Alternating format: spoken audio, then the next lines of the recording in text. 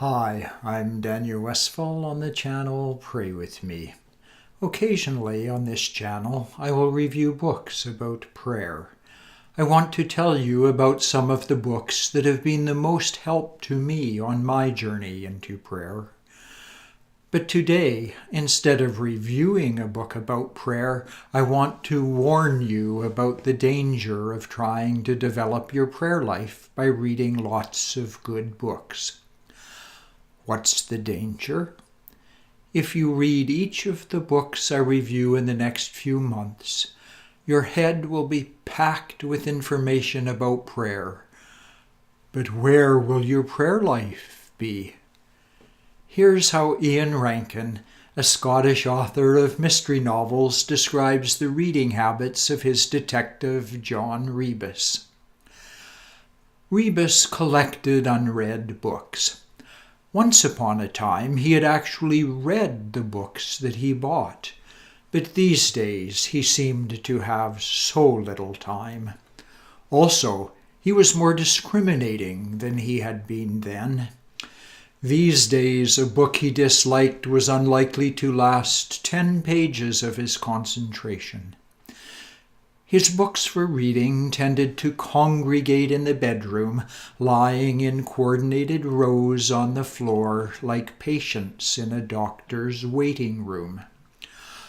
One of these days he would take a holiday and would take with him all of these waiting to be read or reread books, all of that knowledge that could be his for the breaking open of a cover. Maybe you too have lots of good books around your house, dusty and unread. And maybe that's a sign you don't need more books. You could spend some time praying instead. If you want to try some of the books I review, but don't want to buy them, here's how to keep costs down. Borrow from the library. The Edmonton Library where I live has lots of books on prayer. If they don't have the book I want, they can usually get it with an interlibrary loan. Many churches have libraries. Can't find any other source? Talk to friends. They probably have books they've borrowed and haven't returned.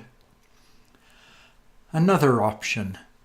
Check Amazon.com or Indigo.com. They have a feature where you can look inside a book. Usually you can read the first 10 pages. Inspector Rebus would approve. Finally, after my stern warnings about not building a library you don't use, here are some comforting words from author Lauren Winner.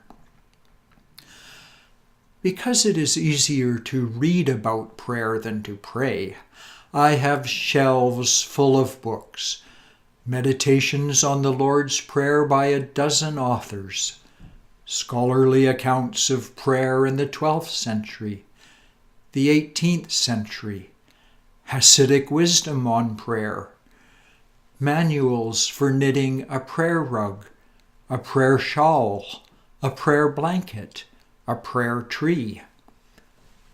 I don't, alas, know how to knit. Sometimes I think all this reading gets in the way, that the books become excuses, something to do in lieu of praying. Other days I know that to read about prayer is at least to indulge my desire, to acknowledge that I want this thing, that I long for it, even if the closest I can get this afternoon is reading voyeurism, greedy spying on other people at prayer. I'm Daniel on the channel Pray With Me, encouraging you to keep alive that desire for prayer, even if the best you can do right now is to listen to other people talk about praying.